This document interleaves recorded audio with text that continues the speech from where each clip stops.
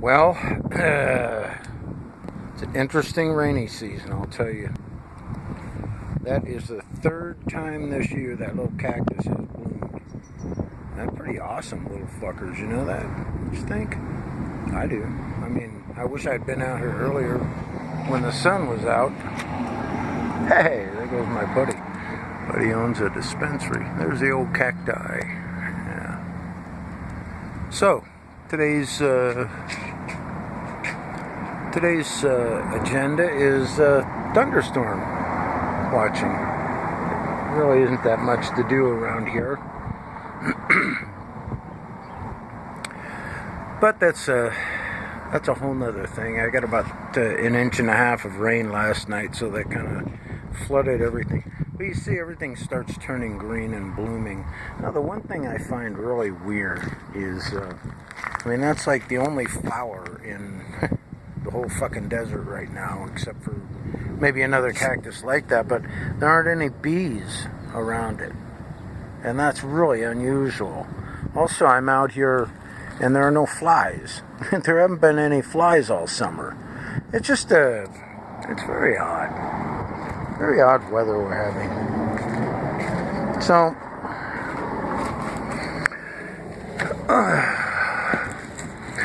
I just wanted to say that I don't really get involved in a lot of the disagreements on Mgtow. Just because I'm still kind of new my own self, and I don't. I have my own strong convictions. I don't believe that fucking pedos, man, you need to be locked up or put on a fucking another planet or something. I've seen more damage done to, I guess I would say, humanity because of pedophilia and all that stuff. That's one of those red pills that you have to take a long time to digest, because it's just to think that to understand what really goes on is horrifying. And once you realize what's going on with the pedophilia and satanic worship and all that shit. Look, I don't get religious, I don't, but I have to draw the line somewhere. I'm pretty tolerant, but you don't fuck children, you don't fuck cripples, and to be honest with you, women are fucking mentally handicapped.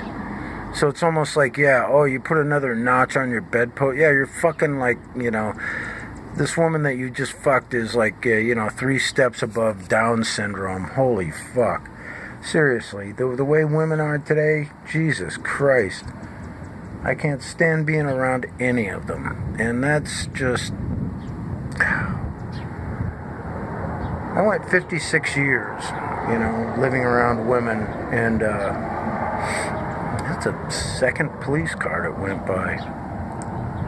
And they almost broke me. They really did. They had me fucking convinced that, when I say they, I mean society and women and all that. They had me totally convinced that, what they were telling me was the truth. And, when you start taking a few red pills and you really start learning what the truth is, not just about women, but about everything. Whew, man. Messenger put out that video last night or yesterday about men that are lost. And I feel like, dude, you've been reading my mail? Well, actually, kind of, I don't know, maybe, I think he does understand. Because you can't make a video like that and not really understand it, right? But, when you've been lost for so long, what do? I mean, you're, like in my case... I went 56 years of my life before I heard, I'd always suspected something was wrong, but honest to Christ, 56 fucking years. I mean, how stupid can you be? Part of the red pill rage I have is mostly at myself. Like, how could I have fucking been so stupid? And then I realized that just like, if you're addicted to something, you're addicted to it. So you're not going to give it up, and you're not going to want to, because the addiction is more attractive than what it does for you. The addiction itself, and the addiction to women is it's disgusting. And I see it just absolutely takes out the best of men. So, I don't know, man. These guys want to, still, even after what you know about women, they still want to go out and pump and dump or look for a relationship. Like, what the fuck? Why do you want to do that? I mean, I guess maybe because I've been on my own for a year, and I'd been with, surrounded by fucking women my whole life. So I guess that's why I can just walk away and say, yeah, I'm not fucking interested in the least. Just nothing there. Even have a hard time watching porn. It's fucking like, you know what's going on. Wow, there's a sheriff now. Maybe they're after me. I doubt it. Unless they can arrest you for having a beer on your own front porch, which who the fuck knows now, right?